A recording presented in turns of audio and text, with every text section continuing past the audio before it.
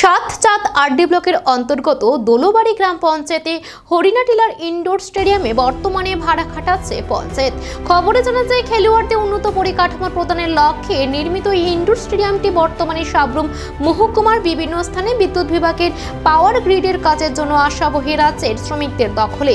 40 থেকে 45 জন শ্রমিক এখানে প্রতিদিন থাকছেন প্রায় 5 থেকে 6 মাস ধরে। এ বিষয়ে আরও একটা চাঞ্চল্যকর তথ্য উঠে আসে যে শ্রমিকদের এখানে থাকা বাবদ প্রতি মাসে 15,000 টাকা করে ভাড়া দিতে হচ্ছে। এই টাকা স্থায়ী এক মহিলার অ্যাকাউন্টে যাচ্ছে বলে খবর। এখন দেখার বিষয় সাতচাঁদ ব্লক প্রশাসন এই বিষয়ে কি পদক্ষেপ গ্রহণ করেন। আপনার নাম? বিকাশ মালিক। আপনারা এখানে কি করছেন? কাজে এসেছি।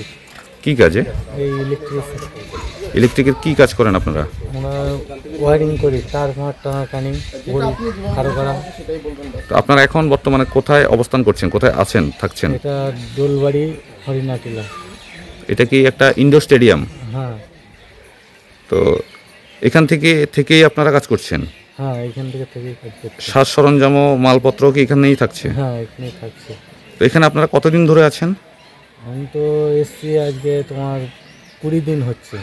তাই এদিকে কতদিন ধরে আছে বলতে পারছি না। তো এখানে টোটাল আপনারা কতজন আছেন এখন? এখন 40 জন আমার। 40 জনের মতো এখন থাকছেন। হ্যাঁ এখান থেকে আপনারা বিভিন্ন জায়গাতে কাজ করছেন? হ্যাঁ। ঠিক আছে।